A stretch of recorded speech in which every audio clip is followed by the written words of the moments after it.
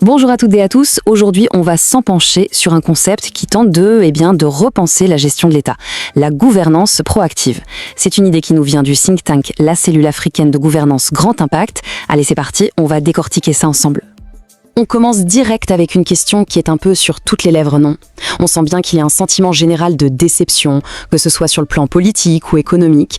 Les gens, et même les dirigeants, ont l'air de chercher d'autres solutions. Et c'est justement ce constat qui est au point de départ de tout ce qu'on va voir.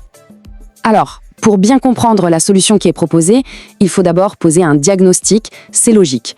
Cette première partie, elle va donc nous aider à voir les contours de la crise que cette fameuse gouvernance proactive prétend vouloir résoudre. Bon, voilà une phrase qui frappe fort d'entrée de jeu. En gros, l'idée ici, c'est que la clé du succès, pour un pays, elle ne se trouve pas là où on la cherche tout le temps. Vous savez, les grands débats idéologiques, les partis, les systèmes, tout ça finalement, ce serait secondaire. C'est une remise en question assez radicale de notre façon de voir les choses. En fait, le problème se résumerait à 3 grands défis. D'abord, ce qu'on pourrait appeler le décalage des compétences.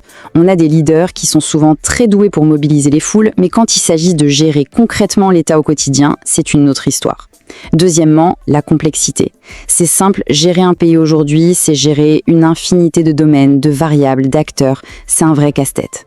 Et enfin, et c'est peut-être le plus important, il n'y a pas de méthode claire, pas de mode d'emploi de la gouvernance pour guider l'action. Bon, on a vu le constat, le problème. Maintenant, quelle est la solution qui est mise sur la table? Passons à la proposition concrète et à l'organisation qui la porte. Derrière cette réflexion, on trouve donc la Cellule africaine de gouvernance Grand Impact, qu'on appelle aussi la CAGG. Leur mission, elle est à la fois simple et super ambitieuse. Proposer une méthode de gouvernance qui soit plus claire, plus intelligente et surtout qui donne de bien meilleurs résultats pour le développement des pays. Et voilà la définition, le cœur du réacteur. La gouvernance proactive, ce n'est pas une idéologie, non, c'est une démarche, une méthode de management.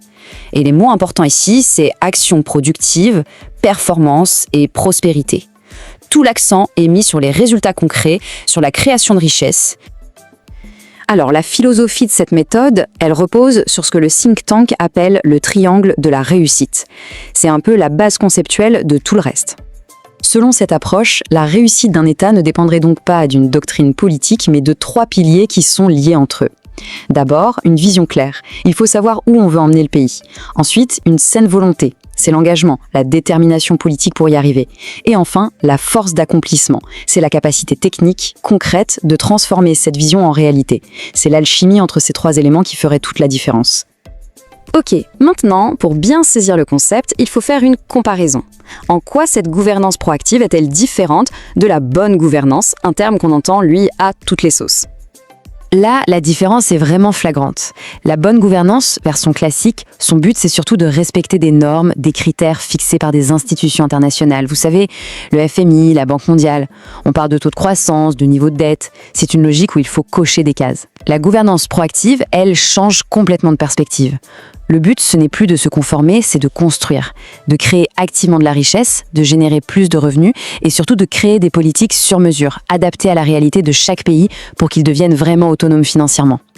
Bon, la théorie, c'est bien beau, mais en pratique, ça donne quoi? Comment on passe de l'idée à l'action?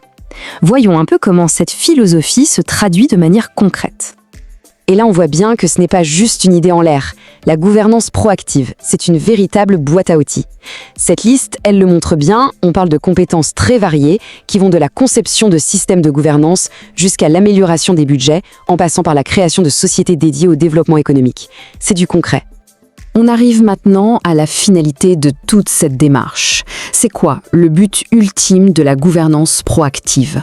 En fait, il s'agit de redéfinir la relation entre ceux qui gouvernent et les citoyens. Cette phrase, elle est quand même très forte. Elle recadre complètement le débat. La gouvernance, ce n'est pas un jeu de pouvoir, c'est une obligation, un devoir de résultat. Construire un État qui fonctionne, qui est prospère, c'est la responsabilité numéro 1 et elle n'est pas négociable de celles et ceux qui sont au pouvoir. Au final, tout se résume à ça.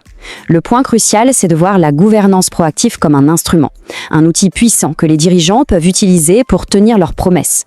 C'est un moyen de s'assurer que le contrat social, cet accord un peu tacite entre un peuple et ses leaders, qu'il soit respecté avec des résultats bien réels et une amélioration concrète de la vie des gens.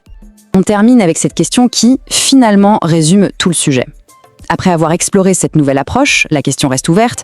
Pour bâtir un État qui soit à la fois prospère et juste, est-ce qu'il faut avant tout s'accrocher à une grande idéologie ou est-ce qu'il faut plutôt maîtriser une méthode efficace de management public ? Voilà, c'est sur cette réflexion qu'on se quitte. Merci d'avoir suivi cette analyse.